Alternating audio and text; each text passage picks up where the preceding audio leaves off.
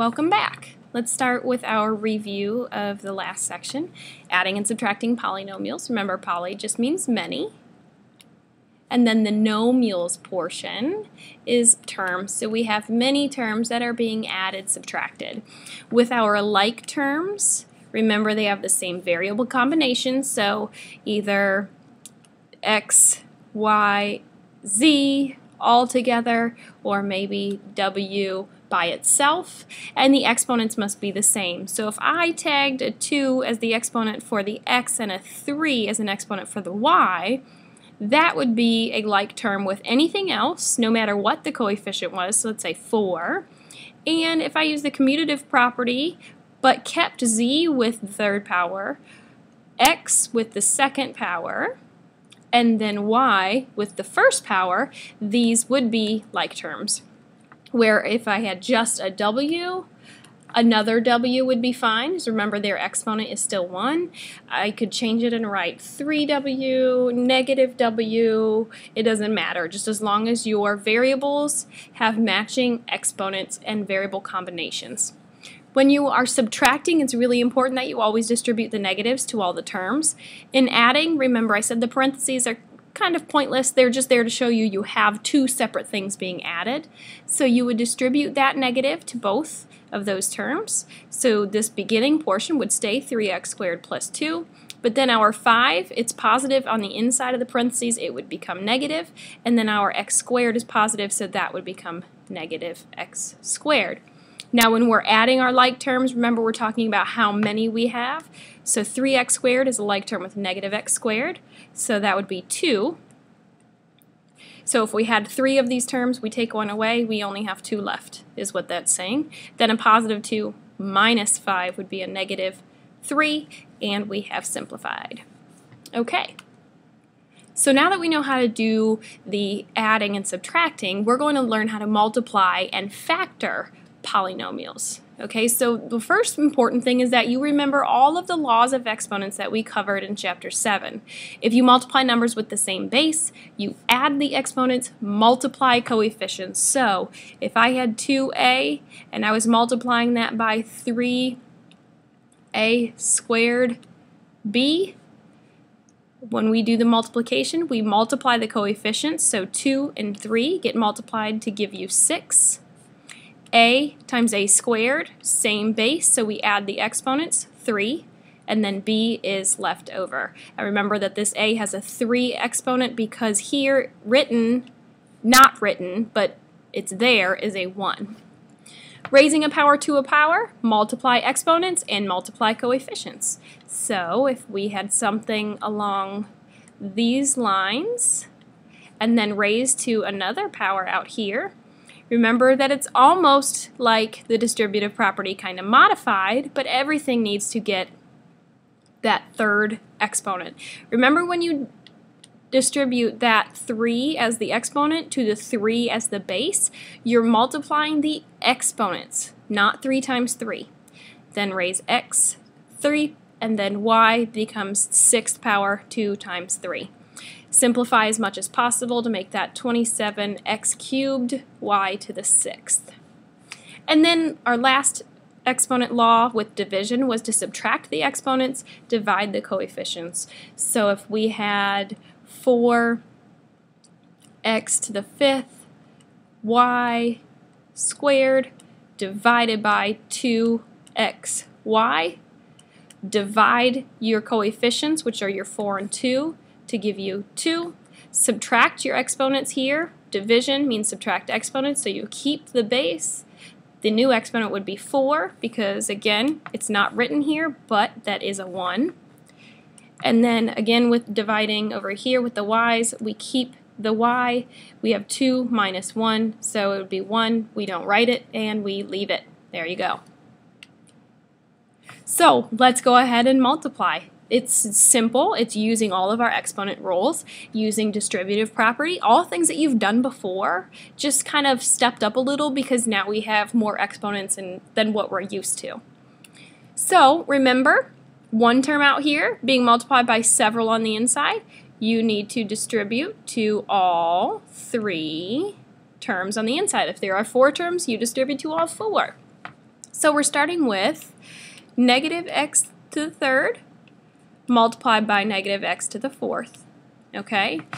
To that we are adding negative x to the third being multiplied now by our middle term, negative 2x to the third.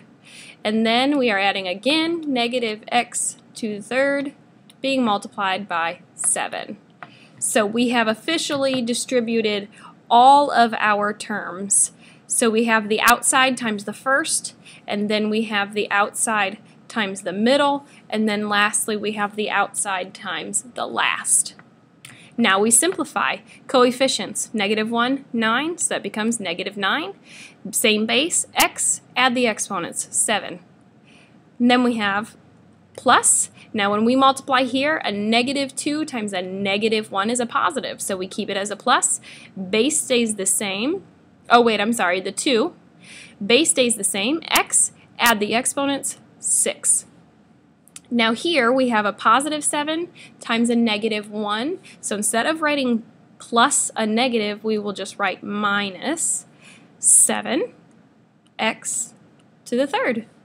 There you go. Simplified, because remember you cannot add or subtract terms that do not match exactly. X to the third is not the same as x to the sixth, which is also not the same as x to the seventh. With another example, super simple. Distribute, so every single term gets multiplied by that 5n. So if you want to see it worked out completely, 5n times 3n to the third plus 5n outside times middle, negative n squared, plus outside 5n, I don't know why I wrote a 3. Sorry, that was weird. 5n, so outside times last, 8. Multiply the coefficients, 15, n, same base, add exponents, 4. 5 times a negative 1, negative 5, n times n squared, same base, add the exponents, 3. And then 8 times 5 is 40, and then we have n, lonely. There you go. Easy, right? You got this. This is no big deal. Okay, now, I don't know what happened there. Factoring. So, we've done the multiplication portion, but what we need to do here is factor. Okay, so first we have to kind of review what does factoring even mean. So we start with something simple, the factors of 12. All that this means is two numbers that multiply to give you 12. That's a U. Okay, so factors of 12. If we break 12 down, we could make this 4 times 3, right? We could make it 2 times 6. We can make it 1 times 12. Or we can go the negative route, negative 4 times a negative 3. Negative 2 times a negative 6. Or negative 1 times negative 12. Okay, so if we are looking at something like that and we want factors of something differently that has variables, we're just looking for what they have in common. So let's go ahead and look at something like this problem. Super easy. Greatest common factor, or GCF, remember that's the abbreviation, of the polynomial 9x minus 6. First, what are the factors of 9x? Now I'm going to simplify this as much as possible to begin, and then from there we'll kind of split up and go through a little bit quicker.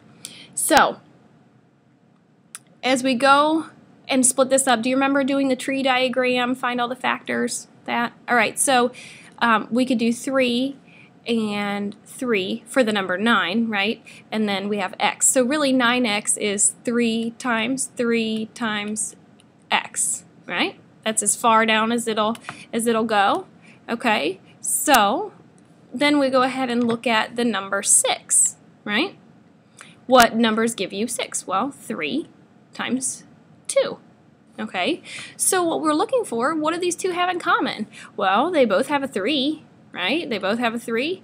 And then of our uncircled numbers, none of those are common. So our GCF is 3. So if we factor a 3 out, what we do is divide, so divide all terms by the GCF.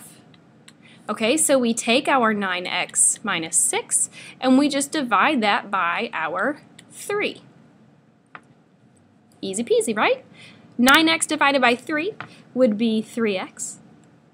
And then our negative 6 divided by 3 would be a negative 2. So the fully factored form would look like this. GCF on the outside, and then the leftover on the inside. So this is the factored form of 9x minus 6. Okay, a little bit more complicated only because there's 3 terms now. So we're looking at these 3 numbers. Start with just the coefficients first. We're looking at the number 5, 20, and negative 15. What do they all have in common? 5, right? If we split this up, we get 5 times 4. Split that up, 5 times 1. Split this up, 5 times 3. Now I'm ignoring the negative sign only because it will come into play later. You'll see in this previous example, the negative sign really was only important here in the end answer. So that means 5 is a portion of our GCF, right? And then we look at the variables. This has k to the third, this has k to the second. This does not have a variable at all. So that means we can't take a variable away from every single term because they don't have those in common.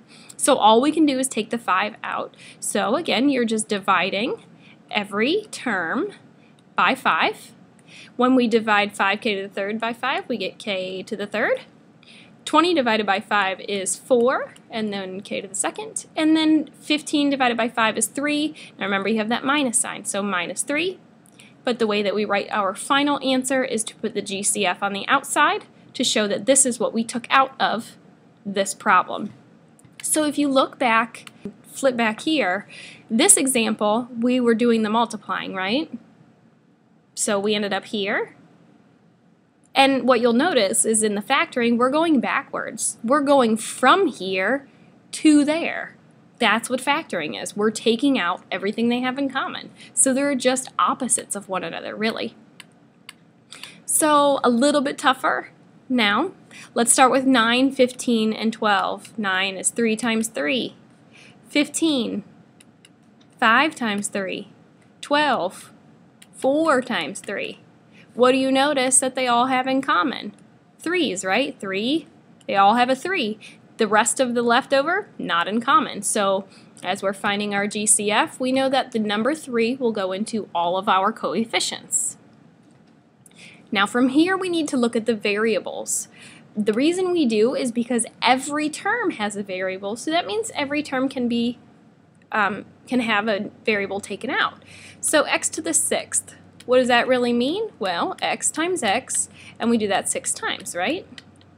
Okay, so there's our 6. X to the 4th, that just means x multiplied 4 times. And then x squared means x multiplied twice. So as we're looking at this, we're looking at what do we have in common? Well, they all have at least one x, right? But if we look, they also all have 2. So that means their GCF is x squared. They can all take an x squared out. Now if you look at this, when we take an x squared out, what are we left with here? And if you look at this one, what are you left with here? And if you look at this one, what are you left with here?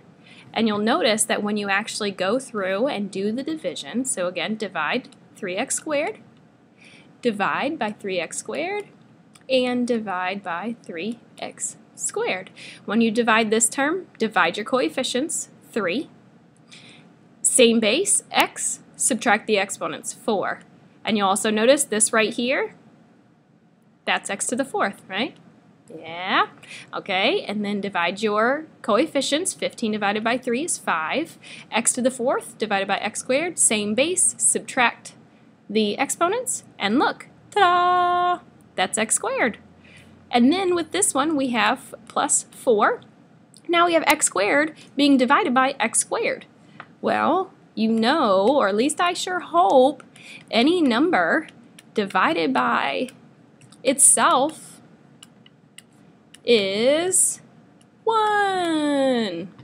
So those essentially just cancel each other out. We don't write 4 times 1.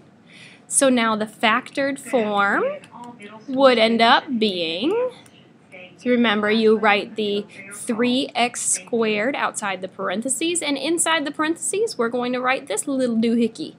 3x squared, or 3x to the 4th, plus 5x squared, plus 4. There you go.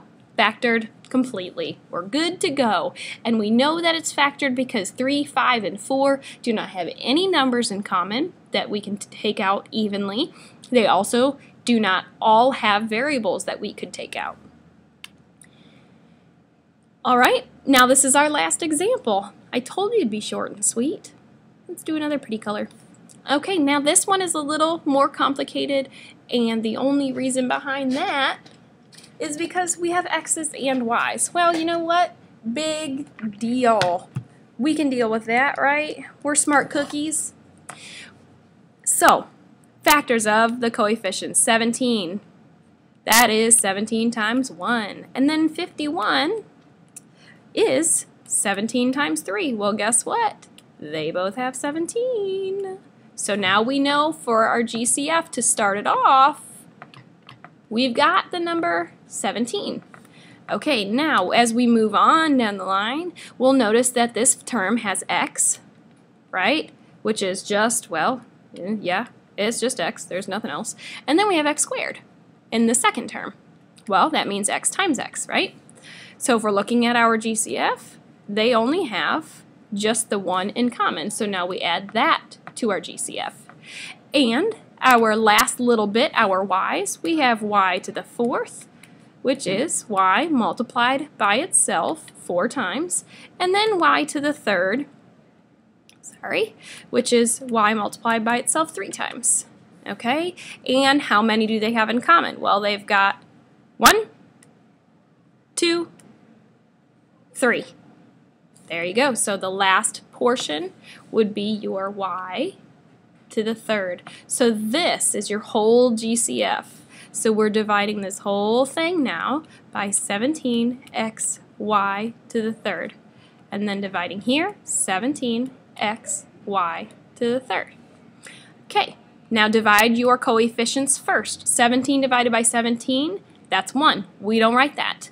X divided by x, that's 1. We don't write that. Y to the 4th divided by y to the 3rd. Well, it's division. Keep the base, subtract the exponents, which would be a 1, right? I'm only writing it for visual purposes. Now to that we are adding 51 divided by 17. Well, that would be 3. X squared divided by x. What was left over? Right there, x. All right, and then y to the 3rd divided by y to the 3rd. Well, guess what? Anything divided by itself is just 1. So what we have now is y plus 3x. But if we want the fully factored form, GCF on the outside, 17x y to the 3rd. And then on the inside, what was left over after we did the division, y plus 3x. And there you go. That's all there is to factoring and multiplying. If you want to check your answer, which is always a good idea, I know you probably won't, but you should, to check it, you just multiply. That's it. You just use multiplication, which is what we did in the beginning anyway. So go through, check it out. If we did this, we would have 17x y to the 4th. Well, guess what? That matches our first term. We're good. And then we multiply the next one. 51. We're good so far. X squared. We're even better. Y cubed. Ding, ding, ding, ding. We have a winner. There's your answer. All right. I look forward to seeing you in class on Tuesday. Enjoy your long weekend.